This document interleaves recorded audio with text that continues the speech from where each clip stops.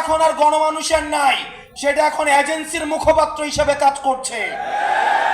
আমাদের অ্যাডমিনিস্ট্রেশনের চরিত্রের কোনো পরিবর্তন হয় নাই। দিকে নির্দিষ্ট সংখ্যক অর্থ দিয়ে কিনে ফেলা হতো, ইউনুকে সাক্ষী রেখে দিনের ভোট রাতে করা হয়েছে। মরা মানুষ কবরস্থান থেকে এসে ভোট দিয়ে গিয়েছে। পরবর্তীতে যতদিন থাকে সরকারের কি কি পরিকল্পনা রয়েছে, বিশেষ করে তিনটা বিষয়ে: এক, মিডিয়া; দুই, অ্যাডমিনিস্ট্রেশন; এবং তিন, মিলিটারি। এই তিনটা বিষয়ে সরকারের কি ধরনের ব্যবস্থা রয়েছে, কি ধরনের পরিকল্পনা রয়েছে, সেগুলো আমাদের সামনে প্রকাশ করতে হবে। আপনারা যদি দেখেন মিডিয়ার যে বর্তমান বাস্তবতা, মানে পৃথিবীতে আর কোথাও এই ধরনের মিডিয়া আছে কিনা এই বিষয়টি প্রশ্নবিদ্ধ।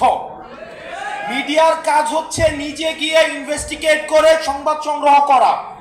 আমরা সেই জায়গায় দেখতে পাচ্ছি বর্তমান অধিকাংশ মিডিয়ার ভাইয়েরা এসে যারা নির্মোহভাবে বস্তুনিষ্ঠভাবে যারা কাজ করতে চায়, তারা আমাদের কাছে এসে অভিযোগ জানায় যে ভাই, মিডিয়ার যে মেকানিজম সেখানে কাজ করা অনেক বেশি ডিফিকাল্ট হয়ে যাচ্ছে। ক্যান্টনমেন্ট থেকে, জিজিএফআই থেকে নিউজ লিখে মিডিয়াতে দেয় এবং সেইটা মিডিয়া ছাপায়।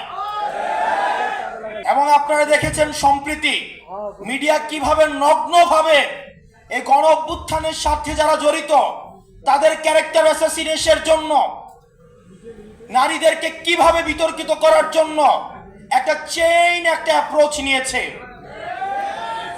আমরা মিডিয়ার প্রতি আহ্বান জানাবো। আমরা চাই মিডিয়ার থেকে বস্তুনিষ্ঠ এবং জনগণের যেই বক্তব্য, জনগণের যেই দেশ নিয়ে যে পরিকল্পনা, সেটা সঠিকভাবে উঠে আসুক। অথচ আমরা মিডিয়াকে দেখতে পাচ্ছি গণমাধ্যমে আগের মতো ডিজিএফআই থেকে শুরু করে রাষ্ট্রীয় বিভিন্ন এজেন্সি সেখানে নগ্নভাবে হস্তক্ষেপ করে। কিছুদিন আগে চ্যানেল 1, ডিবিসি, আমরা দেখেছি অভ্যুত্থানের সময় আমাদের ব্যক্তিগত অভিজ্ঞতা, অভ্যুত্থানের সময় যখন আমাদেরকে বন্দি করেছে, ডিজিএফআই যখন উঠিয়ে নিয়ে গিয়েছে, আমরা দেখেছি আমাদেরকে বসিয়ে রেখে ডিবিসিকে ফোন দেওয়া হতো, এই হেডলাইন চেঞ্জ করেন, এই নিউজ চেঞ্জ করেন। ডিবিসি তখন সেগুলাকে চেঞ্জ করত। আমরা দেখতে পাচ্ছি আগের মতো করে একই ধরনের মিডিয়া এখন তার চরিত্র আবার আগের মতো হয়ে গিয়েছে। এজেন্সি ছবি তুলে পাঠায়, সেটা মিডিয়াকে দেয় এবং মিডিয়া সেটাকে প্রকাশ করে। মিডিয়া এখন আর গণমানুষের নাই, সেটা এখন এজেন্সির মুখপাত্র হিসেবে কাজ করছে। প্রিয় মিডিয়ার ভাই বন্ধুরা যারা আছেন, আমরা আপনাদের কাছে বিনীতভাবে অনুরোধ করব, আমরা চাই না মিডিয়াকে আর কেউ নিয়ন্ত্রণ করুক। হাসিনা যেভাবে মিডিয়াকে নিয়ন্ত্রণ করেছে, বাণিজ্যিকীকরণ করেছে, বিভিন্ন অলিগার্ক শ্রেণীর মধ্য দিয়ে মিডিয়াকে নিয়ন্ত্রণ করেছে, সেটির অবসান ঘটুক। এবং আপনারা যারা গণমাধ্যম কর্মী আছেন, আমরা জানি আপনাদেরকে বেতন দেওয়া হয় না, শুধুমাত্র মিডিয়ার বুমটা ধরিয়ে দিয়ে আপনাদেরকে বলে এটা দিয়ে আপনাদের জীবিকা অর্জন করেন। আপনাদের ওয়েজ বোর্ড নাই, আপনাদের নিয়মিত বেতনের কোনো ব্যবস্থা নাই। আমরা চাই আপনারা আপনাদের পক্ষে কথা বলুন, আপনারা গণমানুষের প্রতিনিধিত্ব করুন। কোন এজেন্সির প্রতিনিধিত্ব করার দরকার নাই, কোন বর্জ্য শ্রেণীর প্রতিনিধিত্ব করার দরকার নাই। আপনারা বাংলাদেশের প্রতিনিধিত্ব করুন, বাংলাদেশ আপনাদেরকে ধারণ করবে।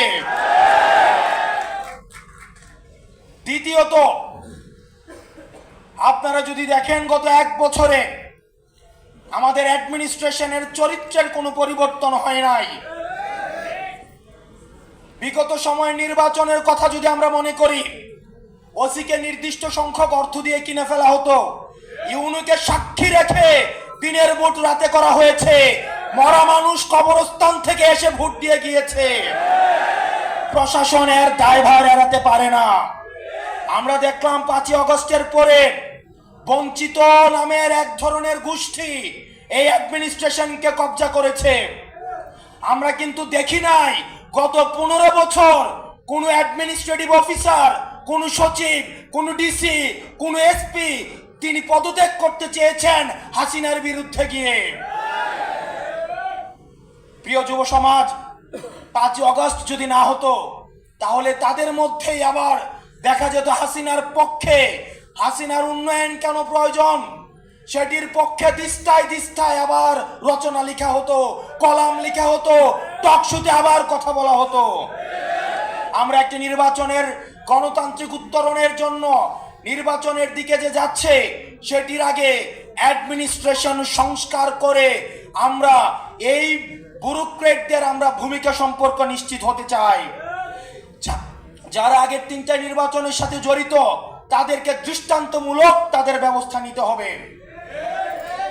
প্রিয় যুব সমাজ, সেটির বিষয়ে আমাদের ভয়েস রেজ করতে হবে মাঠে এবং জনগণের মধ্যে সেই বিষয়ে সচেতনতা বিস্তার করতে হবে।